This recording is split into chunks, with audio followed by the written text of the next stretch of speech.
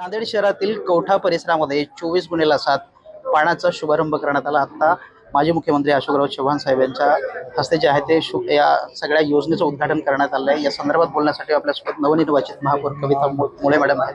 काय सांगाल ही सगळी काय योजना आहे, कशा पद्धतीचं पाणी जे आहे ते मोठ्या प्रमाणात इकडच्या नागरिकांना मिळणार आहे? आज निवडणूक काळामध्ये आमचे नेते अशोकराव चव्हाण साहेबांनी जे संकल्पनामा दिला होता आणि त्या संकल्पनाम्यानुसार निवडणूक झाल्यानंतर 100 दिवसाचा प्रोग्राम दिला होता। त्या 100 दिवसामधल्या प्रोग्रामचा आज पहिला टप्पा झालेला आहे।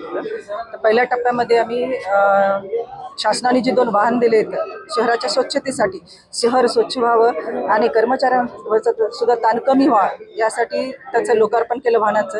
दुसरं आहे अविरत कक्षाची उभारणी केली। त्या RTS अंतर्गत ज्या 74 सेवा आहेत त्या सेवा लोकांमध्ये एक पारदर्शक सेवा मिळावी, गतिमान लोकांना सेवा मिळावी ह्यासाठी RTS कक्ष उभारलेला आहे आणि त्या योगे लोकांना अविरत 24 तास सेवा मिळतील, ऑनलाईन आणि ऑफलाईन हे दोन्ही पर्याय आहेत।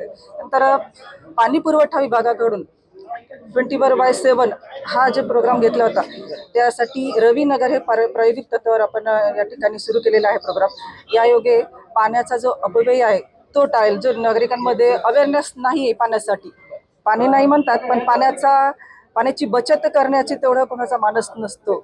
तर ह्या योगे पाण्याची बचतही होईल आणि 24 तास पाणी पुरवठा सुद्धा होईल असा हा आमचा पाणी देतो। आता मीटरनं पाणी मिळणार आहे, मग त्याला दर कसे असणार आहेत, ते नागरिकांना परवडणार असणार आहे? नागरिकांना अतिशय कमी दरात 18 पैसे लिटर असा हा दर आहे आणि हा नागरिकांना सर्वच नागरिकांना परवडणारा असा दर आहे। 1000 लिटर वापरला तर 1818 पैसे प्रति लिटर। 18 पैसे प्रति लिटर। या व्यतिरिक्त नवीन काय संकल्पना होत्या महापालिकेनं केलेल्या 100 दिवसातल्या, त्या कधीपर्यंत पूर्ण आहेत, कुठल्या आहेत त्या?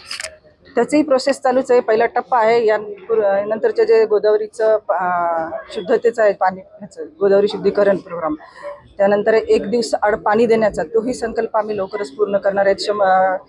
पावसाळा लागल्यानंतर वृक्षारोपणचा जो कार्यक्रम आहे तो सुद्धा करणार आहे। नंतर स्वच्छतेची जी कामे आहेत ती स्वच्छतेची कामे ही सर्व पूर्ण जे काही 100 दिवसात प्रोग्राम ठरलेले आहेत, पुतळ्याचे सुशोभीकरण असो किंवा चौकाचे सुशोभीकरण असो, गोदावरीची जीवनवाहिनी म्हणून आपण ज्याकडे बघितलं जातं त्याच्यामध्ये ड्रेनेजचं पाणी सोडलं जातं मागच्या अनेक वर्षांपासून। काही माशांचा सुद्धा मृत्यू झालाय, त्याच्या अनुषंगानं काही उपाययोजना केल्या जाणार आहेत? गोदावरी पाण्याचं शुद्धीकरणच चाललेलं आहे ना। जे आपले STP प्लांट आहेत ते उभारलेले, ते पाणी त्याच्यामध्ये अशुद्ध पाणी जाऊ नये त्यासाठीच हे STP प्लांट उभारलेले आहेत आणि लवकरच पाण्याचं शुद्धीकरण होईल। आता सध्या तर जाते ड्रेनेजचं पाणी, चालू आहे, प्रोग्रेस चालू आहे। प्रशासन होत्या महापौर कविता मुळे त्यांनी सांगितलं की लवकरच जे आहे ते गोदावरीच्या पाण्याचं शुद्धीकरण केलं जाणार आहे। व्हिडिओ जर्नलिस्ट गणेशसह गजानन देशमुख, TV9 मराठी, नांदेड।